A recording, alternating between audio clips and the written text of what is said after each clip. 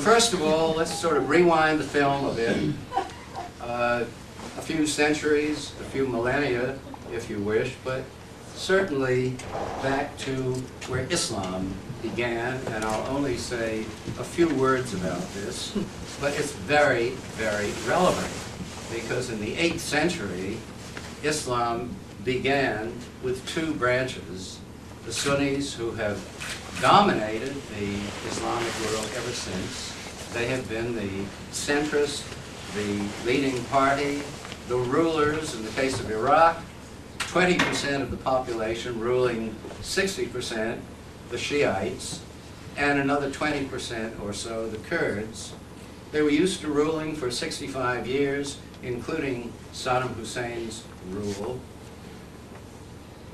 Without going into the details of why Shia Islam is different, what it believes about the 12th Imam in occultation, who will come back as the Mahdi, and so on.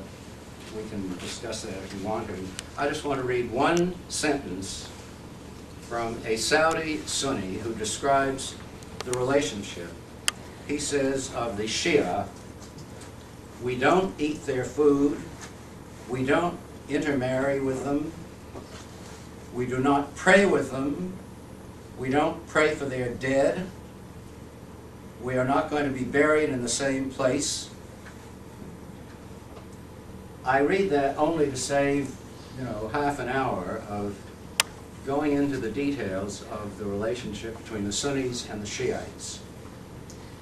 In Iraq, the Shia have been given, thanks to our offer of democracy, a mandate to rule over the 20% who tormented them and murdered 300,000 of them during the Saddam Hussein rule. And somehow our problem is to expect them to coalesce, become a coherent, unified government operating as a democracy, but that is very problematic for obvious reasons. The second background piece, and I'm doing this briefly, so sort of strap in and hang in there, has to do with Iraq. The history of Iraq. Iraq was Mesopotamia.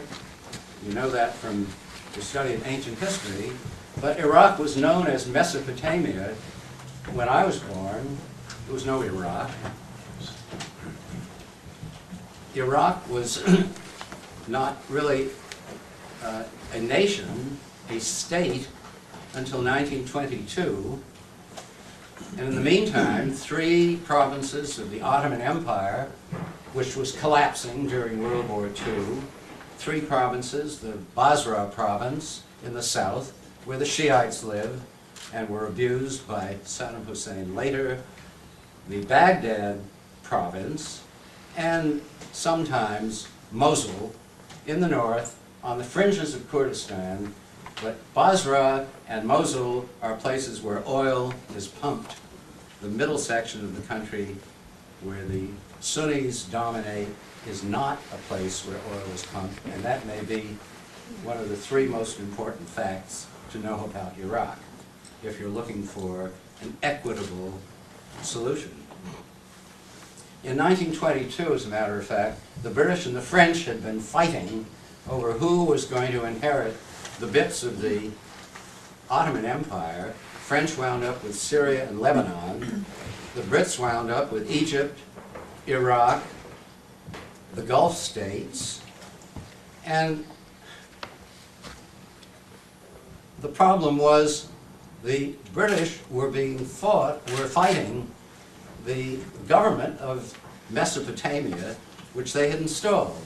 They had whistled up 2 kings from the Hejaz, Hashemites, descendants of the Prophet, Faisal in Iraq, Abdullah in Transjordan.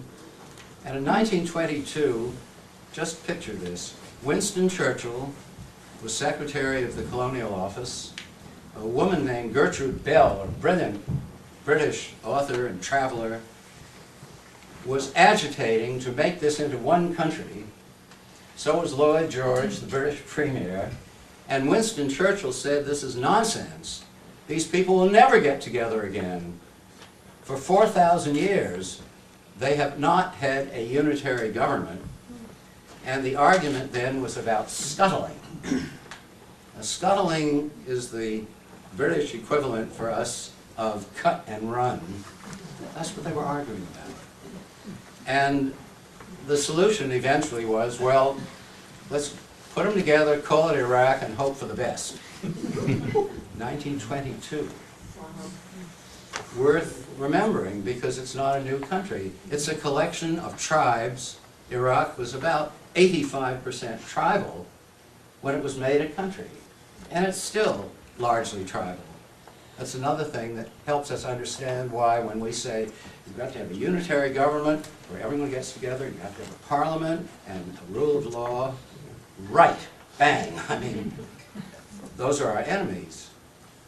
It doesn't compute as a democracy or preconditions for a democracy. It's a series of tribes. So you negotiate with the elders. You do that all over the Middle East. Oh yes, you negotiate with the central governments, but just a fact that is relevant to